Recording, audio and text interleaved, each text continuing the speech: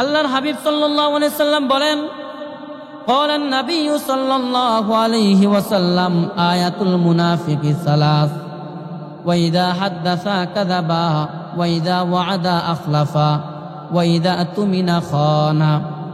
আল্লাহর হাবিব সাল্লাল্লাহু আলাইহি সাল্লাম বলেন, আয়াতুল মুনাফিকি সালাস, মুনাফিকের আলামত হলো তিনটা। কয়টা বলেন? মুনাফিকের আলামত হলো তিনটা। এক নম্বর আলামত হলো ইদা হাদনাসা কাযাবা, যখন সে কথা বলে তখন সে মিথ্যা বলে। জোরে বলেন, কি বলে? যখন কথা বলে শুধুই মিথ্যা বলে, মিথ্যা ছাড়া অন্য কোনো শব্দ বের হয় না। ওয়া ইদা ওয়াদা আখলাফা, যখন সে ওয়াদাবদ্ধ হয় তখন সে সেই ওয়াদাটাকে ভঙ্গ করে। ওয়া ইদা তুমিনা খানা, যখন তার কাছে কেউ আমানতদারিতা দেয় তখন সে ওই আমানতের খেয়ানত করে। এগুলা কিসের আলামত বলেন? কথা বলেন, কিসের আলামত? মুনাফিকের আলামত। এটা আমার কথা বলেন, কার কথা? এবং আল্লাহ রাসূলের কথা। তাহলে উত্তম চরিত্রবান হলো যারা সত্য কথা বলে। কি বলে? আল্লাহ রাব্বুল আলামিন কোরআনে কারিমে বলেন, ইয়া আইয়ুহাল্লাযীনা আমানুত্তাকুল্লাহ ওয়া কুলু কওলান সাদীদা। আল্লাহ রাব্বুল আলামিন বলেন, হে ঈমানদারের দল, তোমরা আল্লাহ তাআলাকে ভয় করো। কাকে ভয় করো? আল্লাহ তাআলাকে ভয় করো। ওয়া কুলু কওলান সাদীদা, এবং সর্বদা সত্য কথা বলো। এরপর আল্লাহ তাআলা কোরআনে কারীমের মধ্যে বলেন, ইয়া আইয়ুহাল্লাযীনা আমানুত্তাকুল্লাহা ওয়া কুনু মা'আস সাদিকিন। আল্লাহ রাব্বুল আলামিন বলেন, হে ঈমানদার, তোমরা আল্লাহকে ভয় করো। ওয়া কুনু মা'আস সাদিকিন, এবং যারা সাদিকিন, সত্যবাদী, যারা সব সময় সত্যের উপরে অটল এবং অবিচল থাকে, তাদের সাথে তোমার সঙ্গ দাও। অসৎ মানুষের সাথে সঙ্গ দিলে তার অবস্থান হবে জাহান্নামে। কোথায় বলেন? এজন্যই তো বলে সৎসঙ্গে স্বর্গবাস, অসৎ সঙ্গে সর্বনাশ। এই জন্য সঙ্গ দিতে হবে ভালো। আজকে আমাদের সমাজের অধঃপতন, সঙ্গ ভালো না। সঙ্গ ভালো না হওয়ার কারণে আমার যে সাথে যে পার্টনার আছে, আমার সাথে যে চলার সাথী, বন্ধু বান্ধব যারা আছে, তাদের চরিত্র ভালো না, তাদের আখলাক ভালো না, তাদের ভাষা ব্যবহার ভালো না, তাদের চলাফেরা কোনো কিছুই তাদের ভালো না। তাদের সাথে একজন ভদ্র ফ্যামিলির ছেলে চলাফেরা করার কারণেও তার চরিত্রটাও খারাপে পরিণত হয়। ঠিক না বলেন? এজন্য সমাজ পরিবর্তন করতে হলে আমাকে সঙ্গ পরিবর্তন করতে হবে। এমন সঙ্গ দেওয়া যাবে না যে সঙ্গ দিলে আমি ভালো মানুষ, বরং আমার ভালোর অবস্থা থেকে আমি দূরে সরে গিয়ে আমি খারাপের দিকে চলে যাব। তাহলে এমন বন্ধুর সাথে সঙ্গ দেওয়া যাবে। আর হ্যাঁ, এমন কোনো লোক যদি থাকে যে আমার সততার কাছে সে হার মানবে, আমি তাকে সময় দিলে, তাকে একটু চা খাওয়ালে, কফি খাওয়ালে, বা তার সাথে এদিক সেদিক ঘোরাফেরা করলে একসময় সেই ভালোর পথে ফিরে আসবে, এমন যদি কোনো আশঙ্কা থাকে, তাহলে তার সাথে আপনি সঙ্গ দিবেন। যদি দেখেন যে না, তার সাথে সঙ্গ দেওয়ার কারণে আপনার ঈমান, নিজের ঈমানে বিপর্যয়ের দিকে চলে যাচ্ছে, তখন সাথে সাথে সঙ্গ পরিত্যাগ করতে হবে।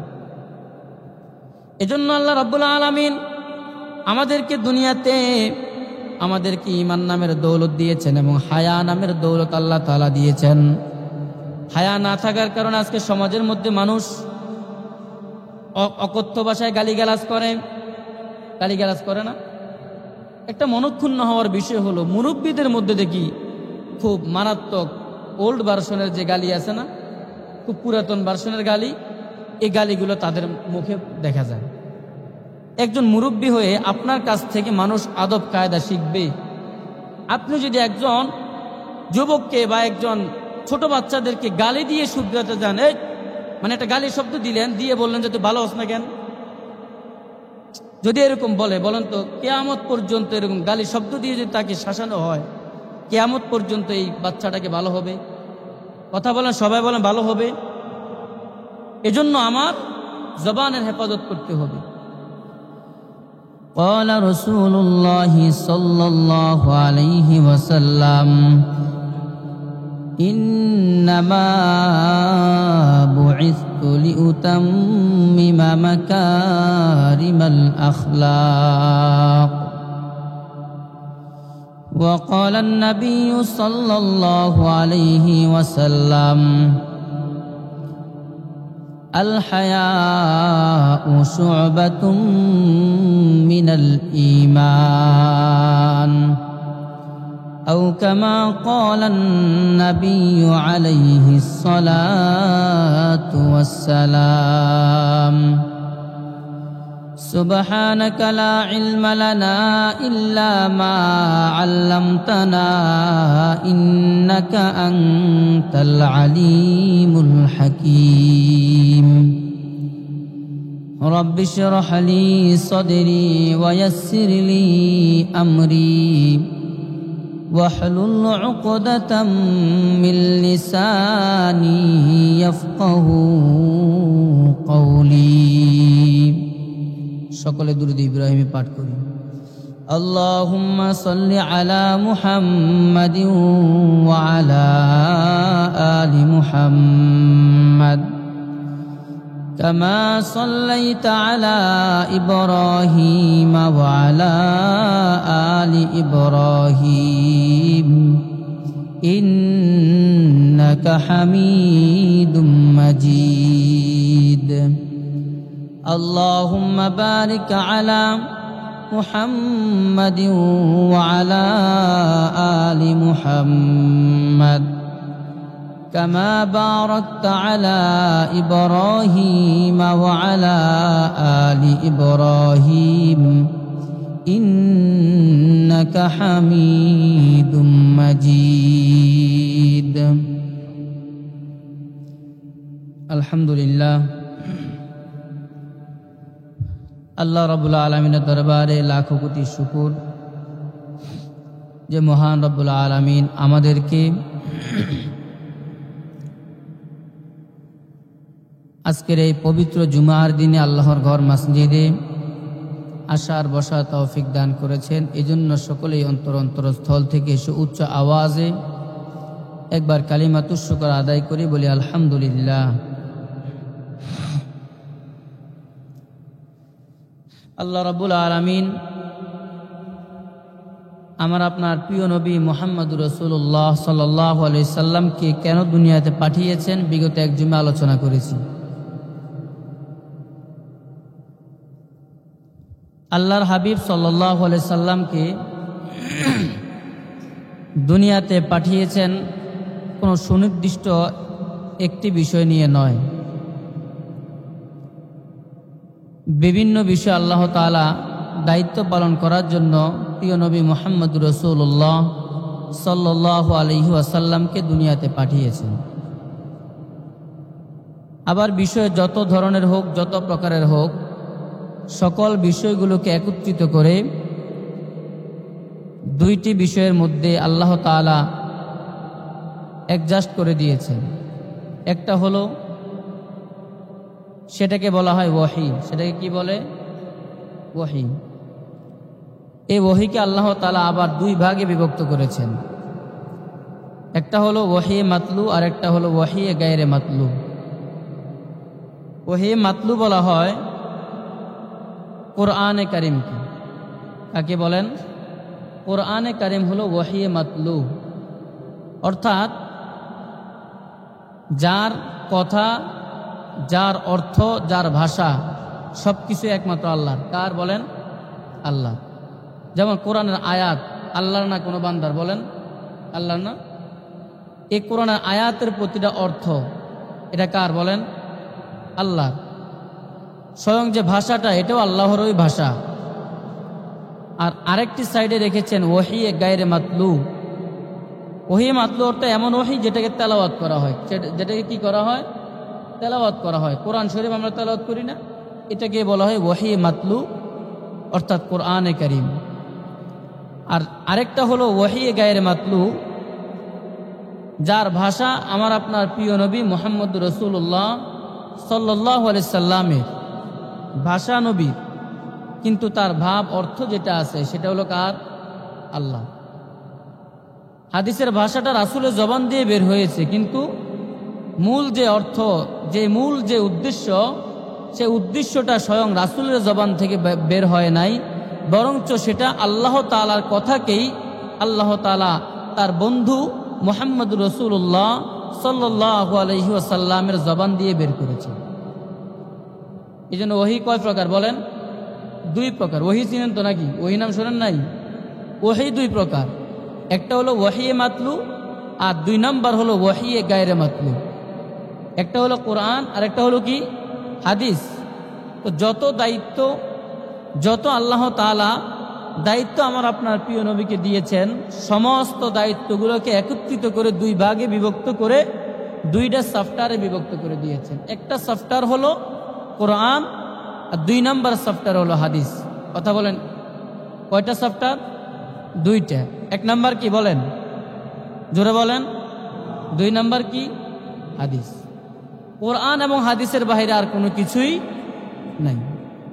যত কিতাবাদি বই পুস্তক, যত গ্রন্থ দুনিয়াতে বের হবে ইসলামের অনুকূলে, সবগুলো কিসের ভিত্তিতে বের হবে? কোরআন এবং হাদিসের ভিত্তিতে।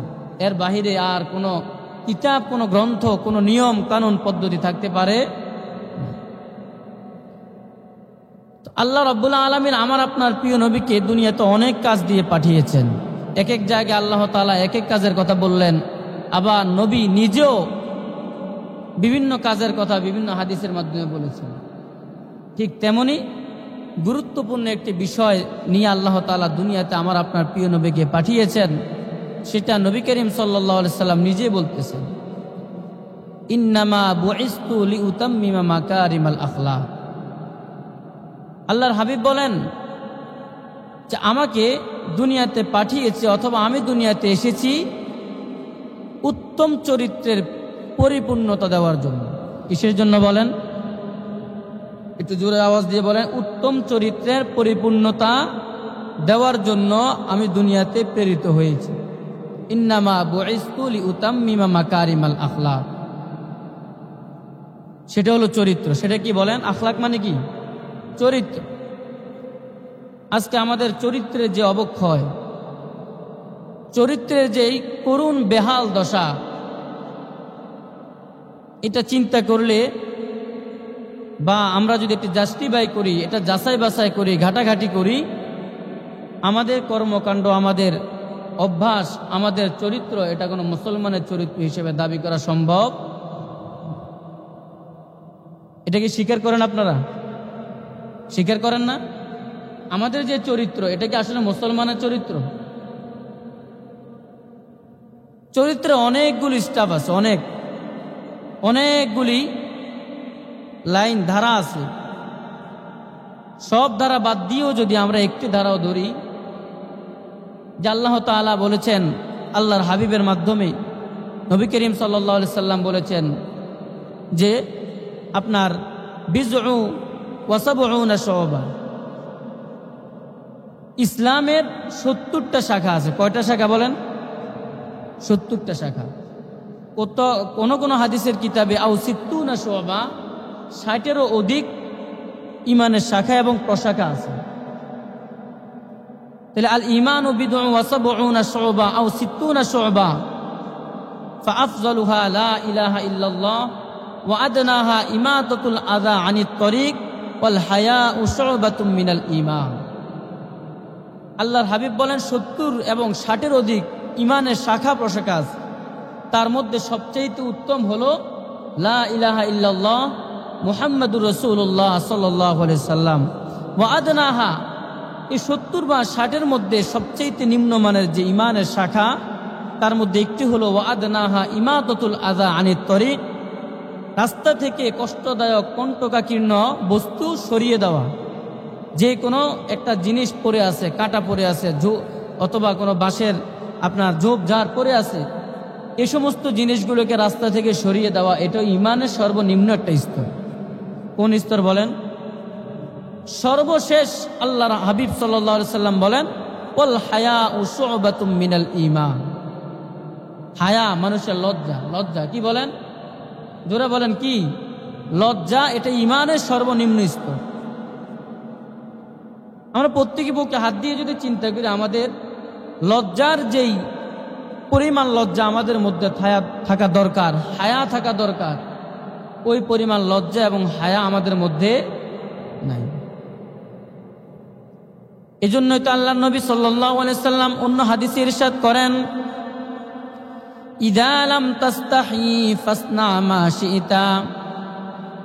আল্লাহর হাবিব সাল্লাল্লাহু আলাইহি সাল্লাম বলেন, তোমাদের যদি লজ্জা না থাকে, তোমার যখন লজ্জা না থাকবে, ইযা লাম তাস্তাহি ফাসনা মা শি'তা, তোমার যখন লজ্জা না থাকবে, যখন ওই সময়ে তুমি যা ইচ্ছা যা করতে চাইবে সব কিছু তোমার দ্বারা করা সম্ভব হবে। বলেন তো, যা লজ্জা থাকে না যা ইচ্ছা তাই করতে পারে কিনা? এমন কিছু পাগল দেখা যায় যে পাগলগুলোর লজ্জা হায়া লজ্জা কোনো কিছুই নেই। দেখবেন উপরের দিকে জামা কাপড় অনেকগুলো থাকে কিন্তু নিচের তালা খোলা। নিচের তালা খোলা না কেন? তার লজ্জা নাই। তার কি নাই বলেন? লজ্জা নাই। অথবা সেই লজ্জার যে মর্ম, লজ্জার যে গুরুত্ব সেটা বোঝে না। জামা কাপড় উপরে থাকে, অনেক পাগলে দেখবেন জামা কাপড় উপরে, পাগড়ি আছে, বাবরি রাখে, মাথায় টুপিও আছে, কিন্তু পরনে কোনো কাপড় নাই। তাহলে তার কি নাই বলেন? লজ্জা নাই। এজন্য আমার মুসলমান ভাইয়েরা, আল্লাহর হাবিব সাল্লাল্লাহু আলাইহি ওয়াসাল্লাম ইরশাদ করেন, ইযা লাম তাস্তাহি ফাসনা মা শি'তা।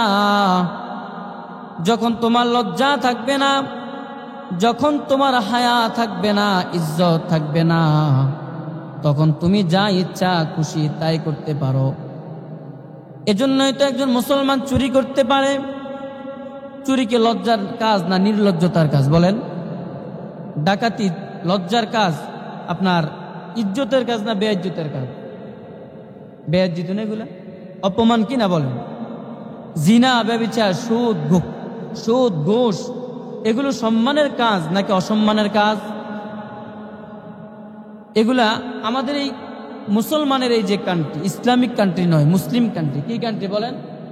মুসলিম কান্ট্রি। এই মুসলিম কান্ট্রিতে মুসলমানের সংখ্যা কত? 95% না? 95% এই মুসলমানের দেশে চুরি, ডাকাতি, জিনা, ব্যভিচার, গুম, খুন, হত্যা, চিন্তাই, এই সমস্ত কারা করে? হিন্দুরা করে বেশি। কথা বলেন? নাকি অধিকাংশ মুসলমানের বাচ্চা? মুসলমানের বাচ্চা না? তাহলে আমরা মুসলিম হয়ে আমাদের ঈমান নামক দৌলত, সম্পদ আমাদের মধ্যে থাকা অবস্থায় আমাদের হায়া এবং লজ্জা কোথায় গেল? পারিবারিক পর্যায়ে দেখবেন কোনো লজ্জা, হায়া কোনো কিছুই নাই, ব্যক্তিগত পর্যায়ে নাই, সামাজিক পর্যায়ে নাই। তাহলে লজ্জা যে জিনিস, লজ্জা নামক যে সম্পদ, সেটা আমাদেরকে অর্জন করতে হবে। কি করতে হবে বলেন? আমাদেরকে লজ্জা নামক সম্পদটা অর্জন করতে হবে। এজন্য আমার মুসলমান ভাইয়েরা,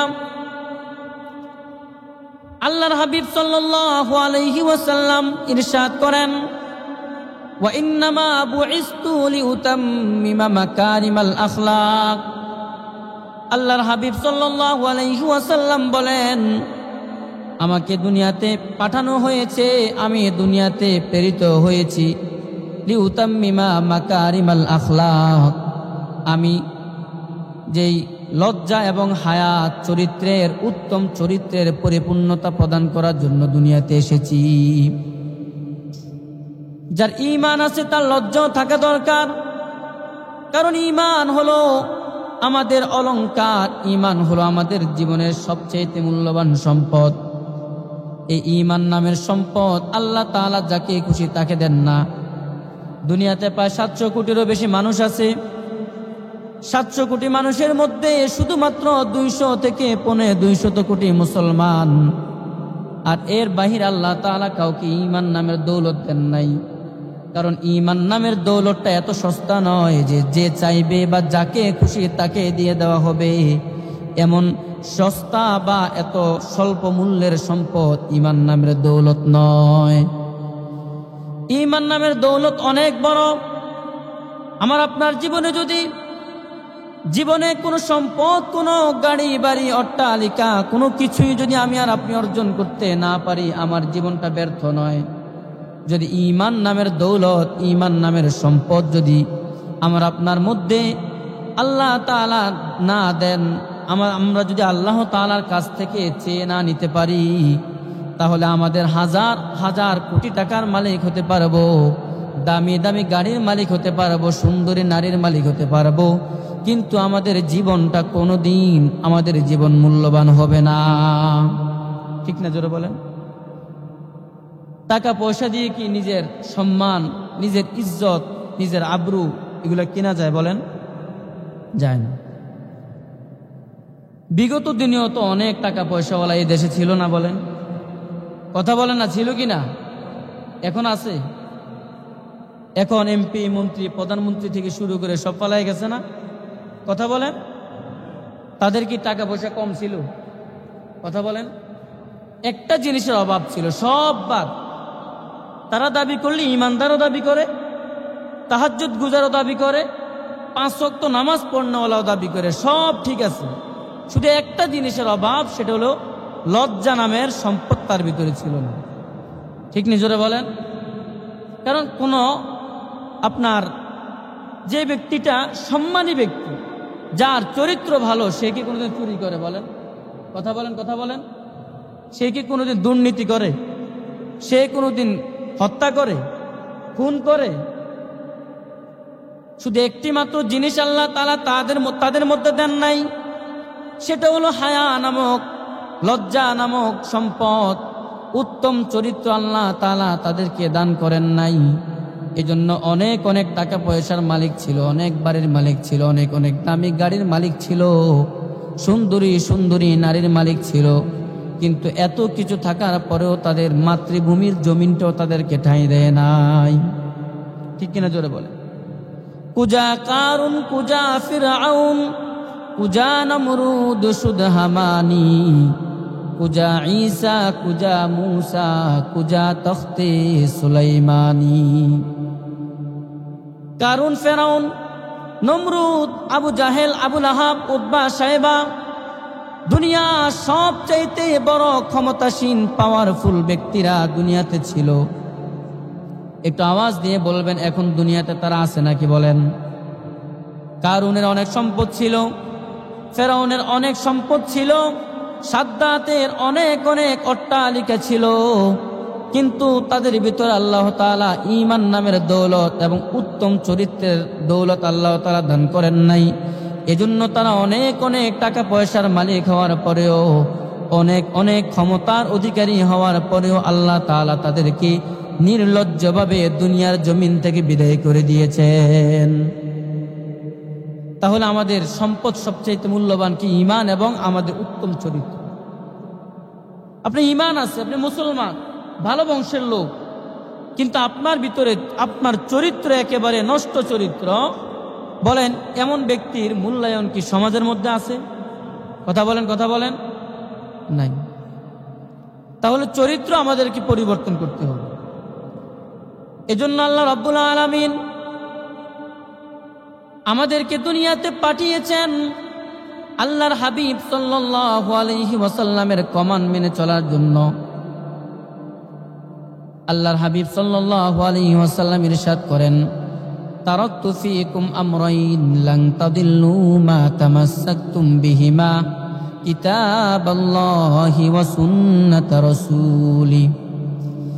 আল্লাহর হাবিব সাল্লাল্লাহু আলাইহি ওয়াসাল্লাম ইরশাদ করেন, তারাকতু ফীকুম আমরাইন লান তাদিল্লু মা তামাসসাকতুম বিহিমা কিতাবাল্লাহি ওয়া সুন্নাত রাসূলি। আল্লাহর হাবিব বলেন, আমি দুনিয়াতে দুটি জিনিস নিয়ে এসেছি এবং দুটো জিনিস আমি তোমাদের মধ্যে রেখে যাচ্ছি। তারাকতু ফীকুম আমরাইন, তোমরা যদি এই দুইটা জিনিসকে আঁকড়ে ধরতে পারো, লান তাদিল্লু, কখনোই তোমরা পথভ্রষ্ট হবে না, কখনোই তোমাদের পদস্খলন ঘটবে না। কিতাবাল্লাহি ওয়া সুন্নাত রাসূলি, এক নাম্বার হলো আল্লাহ তাআলার কিতাব কোরআন, 2 নাম্বার হলো ওয়া সুন্নাত রাসূলি, রাসূলের হাদিস তা সুন্নাহ। কয়টা জিনিস বলেন? এই 2টা জিনিস যে ব্যক্তি আঁকড়ে ধরবে কোনোদিন সে পথভ্রষ্ট হবে না। এখনো পর্যন্ত সমাজের মধ্যে, রাষ্ট্রের মধ্যে, পৃথিবীর মধ্যে, দেশের মধ্যে, পরিবারের মধ্যে যতগুলো মানুষের অধপতন হচ্ছে, যতগুলো মানুষের পদস্খলন ঘটতেছে, আপনি তার আগে পিছে খোঁজ খবর নিয়ে দেখবেন তার মধ্যে ইসলামের কোনো আলো বা বাতি তার মধ্যে নাই। ঠিক কিনা জোরে বলেন? ইসলামের আলো না থাকার কারণে, ইসলামের শিক্ষায় শিক্ষিত না হওয়ার কারণে, ইসলামের দীক্ষায় দীক্ষিত না হওয়ার কারণে, কুরআনের সমাজ না হওয়ার কারণে, কুরআনের জীবন না হওয়ার কারণে আল্লাহ তাআলা তার দুনিয়াতে অধঃপতন ডেকে এনেছেন। যেমন ডেকে এনেছেন নমরুদের, যেমন ডেকে এনেছেন ফেরাউনের, যেমন ডেকে এনেছেন আবু জাহেল, আবু তালেব, আবু লাহাব, উতবা সাহেবাদের মতো, এই বড় বড় বেঈমানদের মতো আল্লাহ তাআলা মুসলমান নামক কোন ব্যক্তিদেরকে এভাবে ধ্বংস করে দেন। ঠিক কিনা জোরে বলেন? অনেক বড় বড় নাস্তিক দেখবেন মুসলমানের নাম আছে না? বলেন আছে। মুসলমানের নাম, মুসলমানের তার বাবার নামও মুসলিম, তার নামও মুসলিম, তার ফ্যামিলির ব্যাকগ্রাউন্ড দেখবেন সবগুলোর নাম কত সুন্দর সুন্দর, কিন্তু দেখা যায় তার কর্মকাণ্ড সবগুলো হলো ওই যে পশ্চিমাদের ইহুদি মুরতাদ, আপনার নাস্তিক মুরতাদ, ইহুদি, নাসারা, খ্রিস্টান, হিন্দু, তাদের মতো কর্মকাণ্ড। ঠিক না জোরে বলেন? কিন্তু তার ভিতরে আল্লাহ তাআলা ঈমান নামের দৌলত এবং হায়া নামের সম্পদ তার মধ্যে আল্লাহ তাআলা দেন নাই। এজন্য এই সমাজের মধ্যে তাদের কোনো মূল্যায়ন। এজন্য সমাজকে পরিবর্তন করতে হবে এবং আমাদের প্রত্যেকের চরিত্রকে পরিবর্তন করতে হবে। চরিত্রের উত্তম চরিত্র কাদের আছে? এগুলোর কিছু বৈশিষ্ট্য আছে কি নাই বলেন? অবশ্যই আছে। উত্তম চরিত্র হলো ওই ব্যক্তি যে কথায় কথায় মিথ্যা বলে, যে কথায় কথায় মিথ্যা বলে। কথা বলেন। আল্লাহর হাবিব সাল্লাল্লাহু আলাইহি সাল্লাম বলেন, قال النبي صلى الله عليه وسلم آية المنافق ثلاث وإذا حدث كذب وإذا وعد أخلف وإذا اؤتمن خان। আল্লাহর হাবিব সাল্লাল্লাহু আলাইহি সাল্লাম বলেন, আয়াতুল মুনাফিকি সালাস, মুনাফিকের আলামত হলো তিনটা। কয়টা বলেন? মুনাফিকের আলামত হলো তিনটা। এক নম্বর আলামত হলো ইদা হাদনাসা কাযাবা, যখন সে কথা বলে তখন সে মিথ্যা বলে। জোরে বলেন, কি বলে? যখন কথা বলে শুধুই মিথ্যা বলে, মিথ্যা ছাড়া অন্য কোনো শব্দ বের হয় না। ওয়াইদা ওয়াদা আখলাফা, যখন সে ওয়াদাবদ্ধ হয় তখন সে সেই ওয়াদাটাকে ভঙ্গ করে।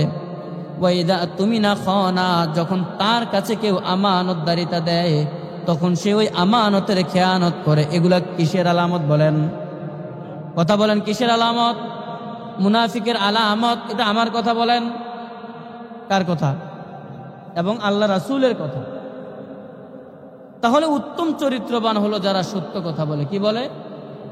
আল্লাহ রাব্বুল আলামিন কোরআনে কারিমে বলেন, ইয়া আইয়ুহাল্লাযীনা আমানুত্তাকুল্লাহ ওয়া কুলু কওলান সাদীদা। আল্লাহ রাব্বুল আলামিন বলেন, হে ঈমানদারের দল, তোমরা আল্লাহ তাআলাকে ভয় করো। কাকে ভয় করো? আল্লাহ তাআলাকে ভয় করো। ওয়া কুলু কওলান সাদীদা, এবং সর্বদা সত্য কথা বলো। এরপর আল্লাহ তাআলা কোরআনে কারীমের মধ্যে বলেন, ইয়া আইয়ুহাল্লাযীনা আমানুত্তাকুল্লাহা ওয়া কুনু মা'আস সাদিকিন। আল্লাহ রাব্বুল আলামিন বলেন, হে ঈমানদার, তোমরা আল্লাহকে ভয় করো।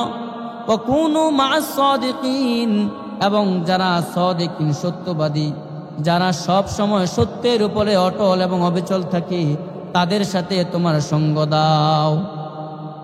অসৎ মানুষের সাথে সঙ্গ দিলে তার অবস্থান হবে জাহান্নামে। কোথায় বলেন?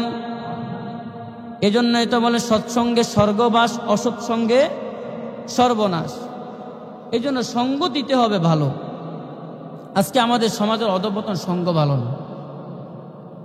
সঙ্গ ভালো না হওয়ার কারণে আমার যে সাথে যে পার্টনার আছে, আমার সাথে যে চলার সাথী, বন্ধু বান্ধব যারা আছে, তাদের চরিত্র ভালো না, তাদের আখলাক ভালো না, তাদের ভাষা ব্যবহার ভালো না, তাদের চলাফেরা কোনো কিছুই তাদের ভালো না।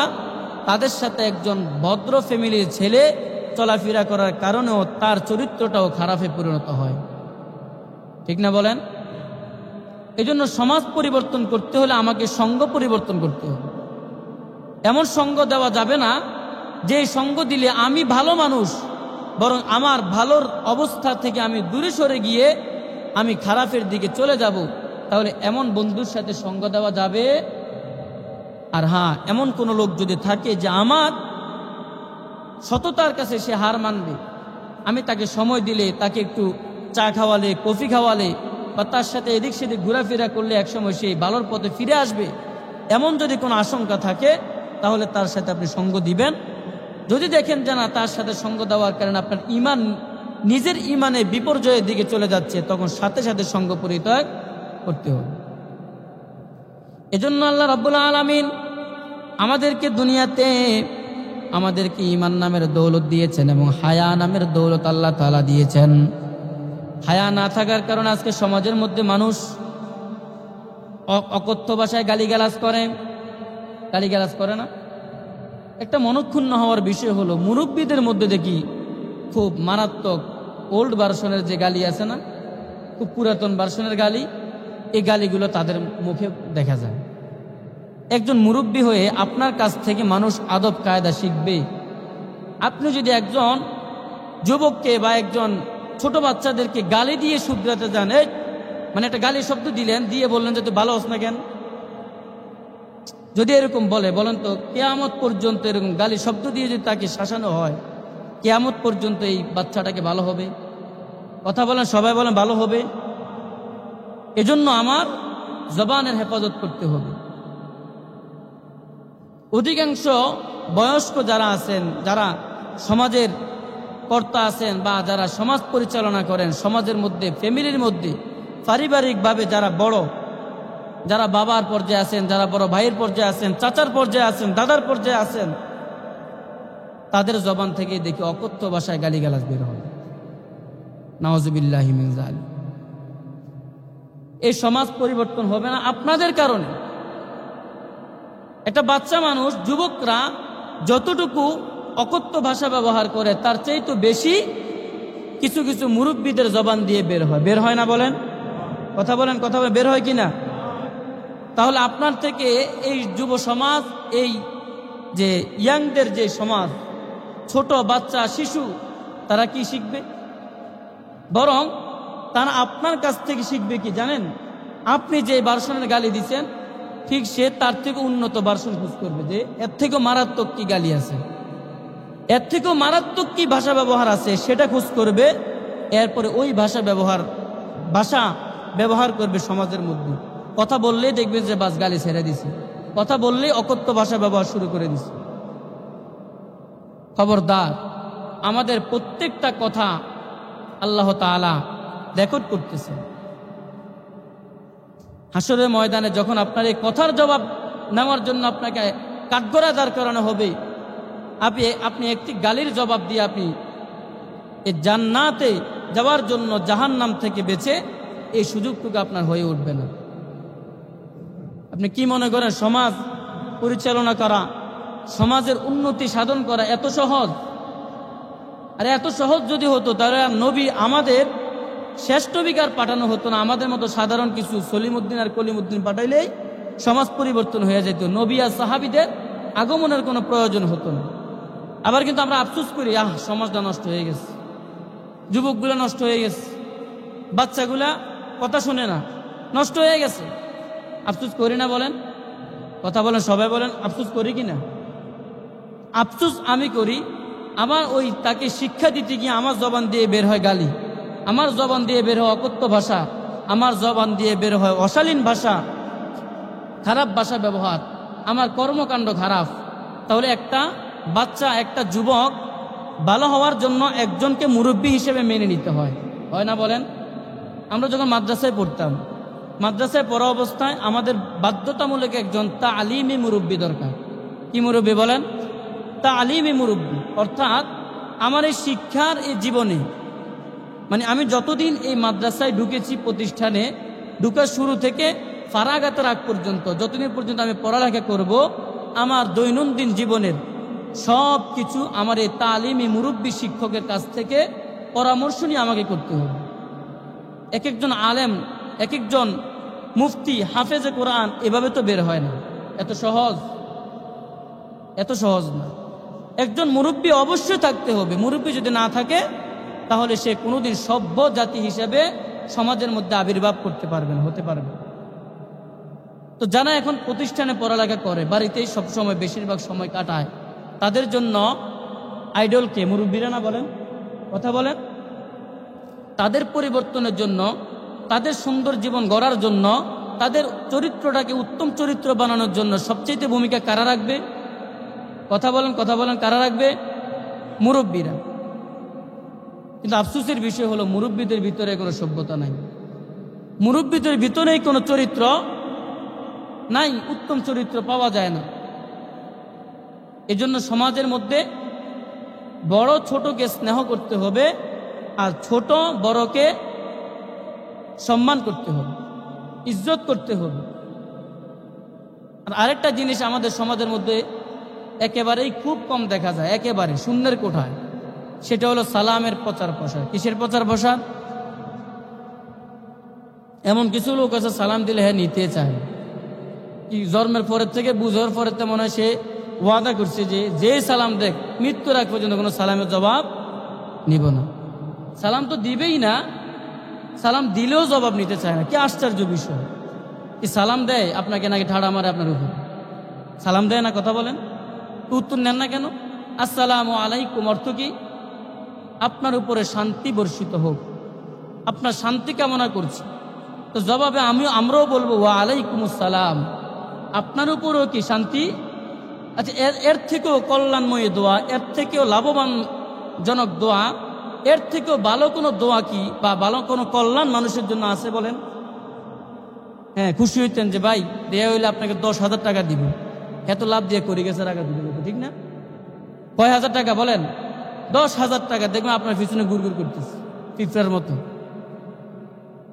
কিন্তু সালাম দেয় শান্তি কামনা করে, তার ভালো কল্যাণ কামনা করে, এই লোক এটা গ্রহণ করতে রাজি না।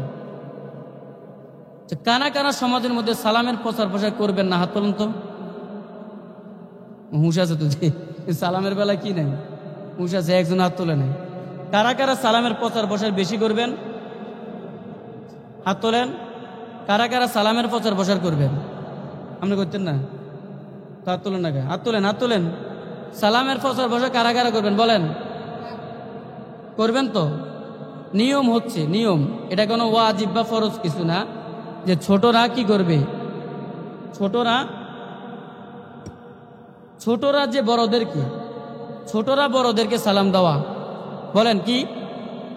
1 মিনিট। হ্যাঁ, ছোটরা বড়দেরকে সালাম দেওয়া। তবে হ্যাঁ, বড়রাও ছোটদেরকে সালাম দিতে পারবে, এটা গুনাহের কোনো কাজ না। তবে ছোটরা বড়দেরকে সালাম দেওয়া এটা হলো আদব। এটা কি বলেন? আদব। আপনি বসে আছেন, আগন্তুক ব্যক্তি আপনাকে সালাম দিবে, এটা আদব। এটা কি? কিন্তু একজন ব্যক্তি ঢুকে গেলে আপনি সালাম দিতে পারবেন না, এটা নিষেধ নাই। এটা কি নাই? নিষেধ না। এরপর আপনার রাস্তা দিয়ে চলতেছেন, একজন আরোহী ব্যক্তি আপনার পাশ দিয়ে অতিক্রম করবে, আরোহী ব্যক্তি ওই অপর ব্যক্তিকে সালাম দিবে।